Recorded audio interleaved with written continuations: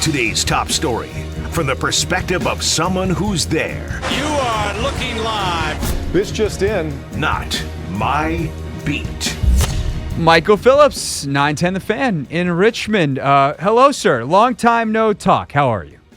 Long-time listener, recent time caller, I guess, something like that. It was good. Good, Brett. I was actually up your neck of the woods last night. Went to the Caps game. Needed to hit one more before they turned out the lights. Yeah, well, that turned out to be the one. There's no more of those. That is unfortunately how that went. It's I can't say I was surprised.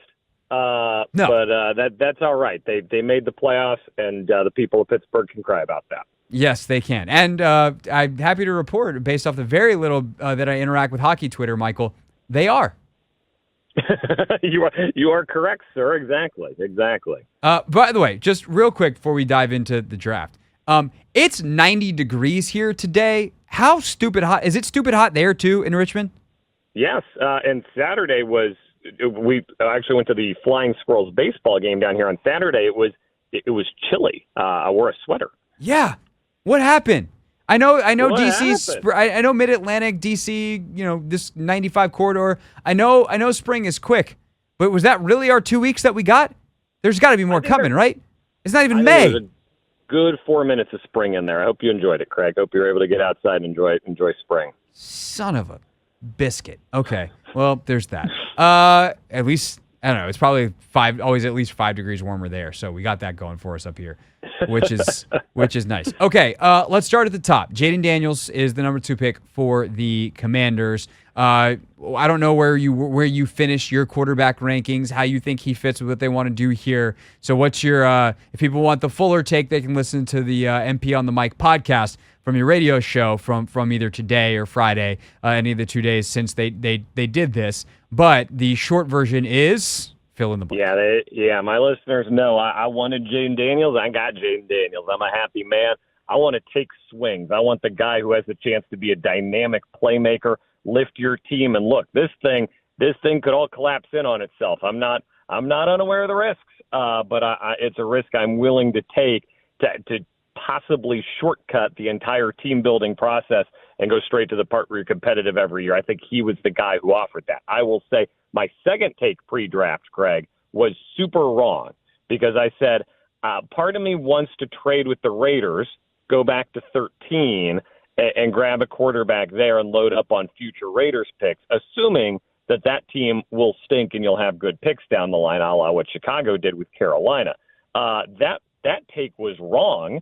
Not only were there no quarterbacks left at 13, Bo Nix wasn't around at 13, and the 3 good left tackles were all off the board. That would have been a brutal position to pick out of. Yeah, you would have. I was always kind of, hey, if you can trade back and trade back up and get someone you like, then okay. But you have to have the second trade in place before you make the first. There is no, 11 was going to be too late. And there's just too much risk involved of teams trading up in front of you as well. It's not just, hopefully someone that's already there doesn't do something unexpected. Turns out Atlanta was in the market for a specific quarterback. Didn't see that one coming. They shouldn't have seen it coming either, but that's a different conversation. Neither did Kirk. Yeah, well, again, different conversation. But at the end of the day, sticking and picking the guy that you like the most, which clearly they did, you're not going to get criticized for that if it works out. You and I and everybody else who does this has been heard the folks who don't like Jayden for this particular reason give this is RG3 2.0 because they see a similar body type. You covered Robert and all that went with it, yet you wanted Jayden. Why is that? I know why it's not a concern for me at all, but I don't want to put words in your mouth. Why is it not a concern for you? Because Robert 1.0 is actually really fun and awesome, and until the wheels came off, if you can manage that better and put that in a better spot, who wouldn't sign up for 5 more years of that? I do think Jayden is better than Robert in every aspect except open field speed. Robert was faster. Jayden has a better arm. I think Jayden's more durable. I think Jayden, lived that SEC life and kept bouncing back up. That gives me a little bit of confidence. I will say, though, I am legitimately scared about this offensive line pairing with that quarterback. And the numbers on him in pressure are not great. That is the blinking yellow light to the extent there is one. That is my number one concern right now is that and look, you talk about the draft and needing trade partners and all that.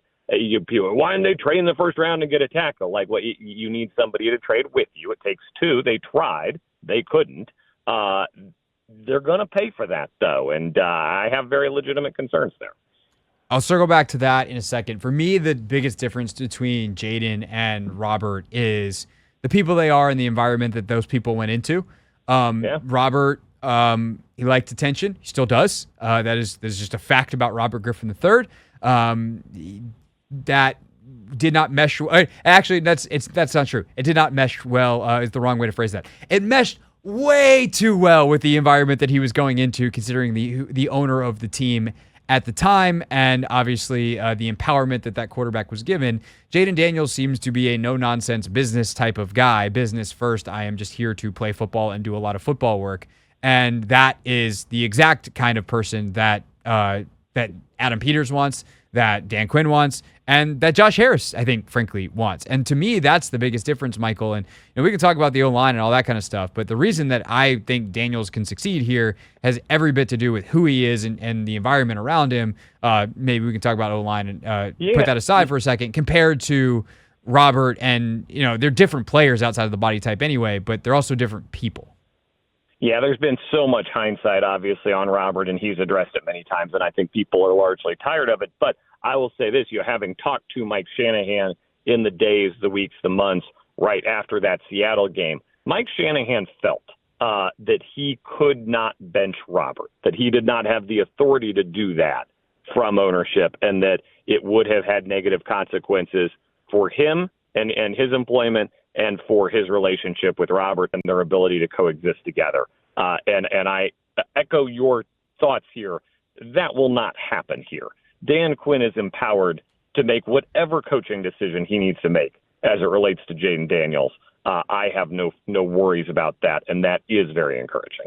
Okay, Michael Phillips is with us, of course, 910 The Fan in Richmond, MP on the mic, 10 a to noon daily, which you can listen to on the free Odyssey app, because 910 The Fan, like the Team 980, is a fine Odyssey sports station. Okay, the offensive line. They take Brandon Coleman, who I actually think is going to get a really good shot at tackle and might be a better tackle than he is guard, but that is the only way they address this line. Like, why is this line and Daniels such a concern for you when they have gotten Allegretti, Biotish, now Coleman, and continue to try to bolster it out in the way that they have?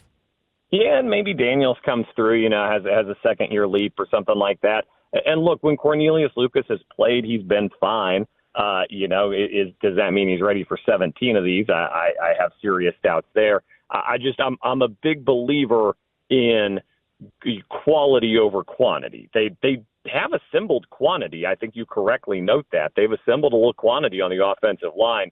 I don't think that's a legitimate substitute for quality, though. If somebody pans out, that's awesome. Big win. Love to hear it. That would be awesome. But you got so many other questions along this line too. I don't. Sam Cosmi, you're good there. You're good at center. You got good options there. Is there another position you feel really good about coming into the season right now? Really good's probably strong. Wiley's better than people think he is, but he's also not great. He's definitively average and is graded out as definitively average every year. Would love to upgrade there probably next year, but don't think that you're dead man walking, dead in the water. I think the thing that with him there, and then I would say the same at left guard, Allegretti's kind of the left guard version of Andrew Wiley, it seems to be. But I think that what gives me more hope offensively in terms of protection this year is scheme. And so my question to flip back to you would be, what do you feel like you learned about what they want to do offensively based off of who they took? Because I definitely feel like I learned a thing or two. Yeah, depending on your level of confidence in Kingsbury, right, that can be a selling point or a negative. Not everybody's gave him a glowing endorsement when he was hired, of course, but a lot of it sinks and swims off of what he's capable of. And certainly I loved going for a tight end early. I love going for a big tight end early, a size guy. Got the second tight end in the draft. Brock Bowers was, of course, never in reach. I love getting the second best tight end because I think as we talk about the line and its weaknesses, bringing in another tight end can be very beneficial to Jayden Daniels, and certainly one who can maybe give you a little bit of a target. I think we're going to see a lot of two tight end out of the gate. I really do.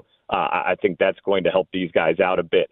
I'm excited though. What's your revelation here on the offense? Well, I just think the whole draft, it's about physicality and toughness and finishing. And I think Sanat and McCaffrey both are guys that bring that to you offensively, and they'll block. Like Sanat is a good, a blocker. Like Logan was surprised when he watched him. He's like, this dude not only can block, is kind of on the move, H-back, fullback kind of guy, but he can actually line up at tight end, be on the end of the line, and block somebody. And that's great.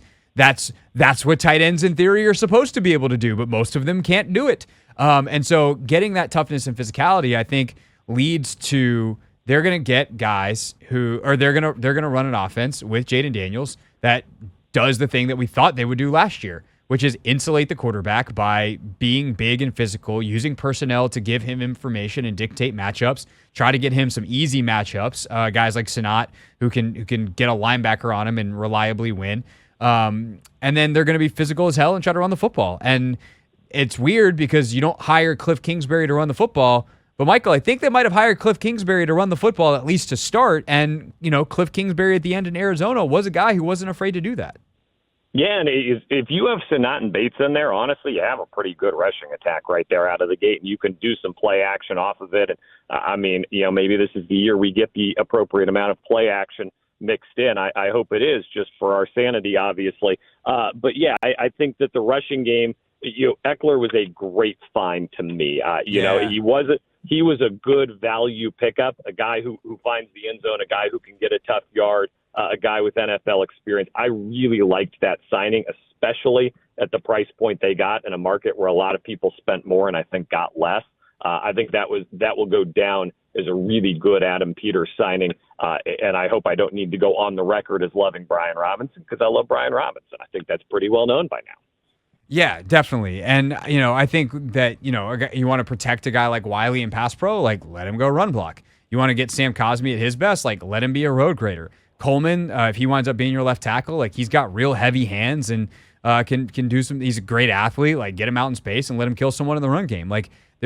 That's exciting to me. And like you said, Bates, who would have thought Bates, Sanat, Ertz is your tight end room, and then maybe they keep a guy like Armani Rogers around too, is more of a pass catching backup to Ertz, but they all of a sudden have some really intriguing personnel that a lot of it is young and it's going to have to grow.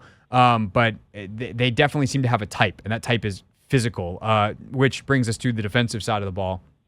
What'd you make of guys like Newton, Sainristil, et cetera, and what they did on the defensive side over the weekend? Yeah, high upside guys, right? And speaking broadly across the draft class, they drafted, I think, what could be a really good 2025 team, which I promise is not an insult. It's a compliment. But there's a lot of high upside guys here that if they are properly coached for a year will become better than their draft position all the way down. And certainly linebacker, safety, the Temple kid, the Washington kid, you've got a lot of that in the late rounds, which I think you have to really love, is that they didn't reach, they didn't try for, oh my gosh, how do we fill this hole right now? But it was, how do we make the next 4 years better here? And I think they were able to accomplish that to a large degree. You mentioned Sanders still. I'll just be the 9,000th person to say that's a really great pickup, right? This is sacrilege, right? Because he's a Michigan guy. I catch Terry McLaurin vibes there, in that, right? You have a lot of scouts who saw him and wrote down, leader, special teams ace, not sure he can contribute on a play-in, play-out basis. I think he's going to turn some heads immediately at training camp. I was very intrigued.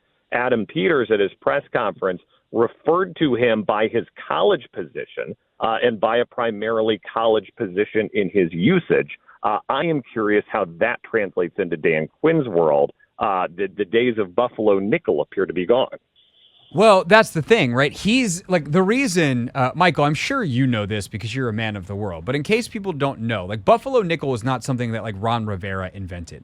The Buffalo nickel, the actual coin, is a larger version of a nickel. It was a larger coin that the U.S. Mint used to print that is still worth 5 cents. So the Buffalo nickel football term is just a play off of this very old thing that doesn't exist anymore. The Buffalo nickel, we're going to use the same thing, but it's bigger. And Sainer still, he's a regular size nickel. He's not a large coin. Now worth possibly way more than 5 cents if we're going to mix our metaphors here. But I do think that they have guys on the roster that can fit that. And that's the intriguing thing is, unlike last year and previous years where I feel like sometimes be like, that guy can play nickel or Buffalo nickel. And I'm like, that's not how it works. There's only then it's just the nickel. I feel like Sainer still is going to be their nickel guy. And against certain teams and certain matchups, he's going to get a lot of snaps. And then other weeks, he might not play a lot because Jeremy Chin will be in there, Quan, or whoever they decide to put in that role against the right teams, and having that versatility and understanding how to use it as opposed to just calling the same guy doing the same thing something different because you think it sounds cool or whatever the hell reason they were doing it. That's the difference between this year and last year. Yeah, I'm here for some Johnny Newton, too, as long as we're going all along the defensive side. I think you talk to the tape-watching people, I'll raise my hand and admit I'm not one, but they are wowed, and I've seen some of the clips, and I echo their wow. It's a less informed wow, Craig, but it's no less of a wow. Yeah, no, I know, Mina loves her some Johnny Newton, one of the analysts who watches a lot of tape that is high on Newton. I'm definitely excited about him. I am curious what it means for John Allen, short and long term. I love it short term for John because I think it gives a rotational piece that can keep him a lot fresher than he has been, where he's played way too many snaps in the previous couple of seasons. But how do you see that kind of short and long term for John Allen with the acquisition of Jayden Newton? Yeah, and John and Duran both played too many snaps last year. They were out on the field for too many snaps. And so the idea that somehow they don't have snaps to spare, I would push back against that and say I think they could be even better with fewer snaps. I don't think that's an insult to either of them. That's just the reality of the position. But, you've got to figure out what your future is, and you've always got to be looking towards it. And, I mentioned Adam Peters drafting a great 2025 team. That's a really good example of it, right? Everybody yelling, go get yourself a left tackle. The board didn't say that. The board said, here's this guy that they liked as a first rounder available in round 2. They went and got him. They said, let's get some athletes. Let's figure the rest out later. Does not bother me one bit, Craig Hoffman. We're playing a long game here, not a short game. Totally. Is that your big takeaway from the weekend? Is that just because every team says they're going to do this, and then 30 of them don't. Is that your takeaway from the weekend, that the Commanders are finally a team that will actually do the thing that they said they would do, or did they just, it's easy to do in year one, let's see what they do a year from now? Yeah, it's tough because I don't I've been through so many of these, man. I try not to be cynical, but a lot of these words we've used, toughness, potential, size, athleticism. I mean, Jamin Davis, right? Was he's so athletic, they'll figure out how to develop him and get there, right? So yeah, I don't want to hold the sins of their past against them because I do think it's a really good drafting strategy. I just know this is one part of a much bigger equation, and that includes good coaching, good development, good facilities, good nutrition, good strength room. Don't sleep on how important those things are. There are so many players who could be round 2 and could be round 5 and could develop into something and could develop into nothing, that you win along the edges and along the margins. I do think Josh Harris is committed to winning in that way and to doing things the right way. But I also say this, there's 32 teams, and there are very few poorly run teams in that regard. We were one of them for a long time, right? So I think there's this assumption that there's 20 idiot teams, and now we're in the group of 12 that's awesome. There's probably closer to 26 teams that know the strategy and know how to do it. It's about executing. It's about putting in the work day in and day out. And that's what starts right now. No, I agree with that. I also think, though, that you might be in a group of 6 teams or whatever it is that actually is willing to have a long view from ownership. And because they're I've no doubt the Patriots facilities are great, but there's rumblings about that they're trying to shortcut some things, or Arthur Blank in Atlanta. We want to do this. And the ability to just, as a football person, if you're Adam Peters, do the right football thing and not worry about your job and not worry about your coach's job and just trust your board is a luxury that even well-run teams in a lot of regards I don't think have, because their owners succumb to fan base pressure or are fans themselves. And so I was, again, easy to do in year one. We'll see in year two, but I actually have a lot of faith, considering who Adam was in San Francisco, that they'll get this done. Michael Phillips, MP on the mic, 10 a.m. to noon. You can catch him each and every day on the free Odyssey app, or if you're driving through on 9, 10 a.m. or 105.1 FM. Michael, great to chat, my friend. Hope you are doing well, and we will talk to you again some point soon. See you minicamp. Let's do it. Let's do it. All right, it's Michael Phillips, everybody, with us here on The Hoffman Show. This is The Hoffman Show on the T980 and the Odyssey app.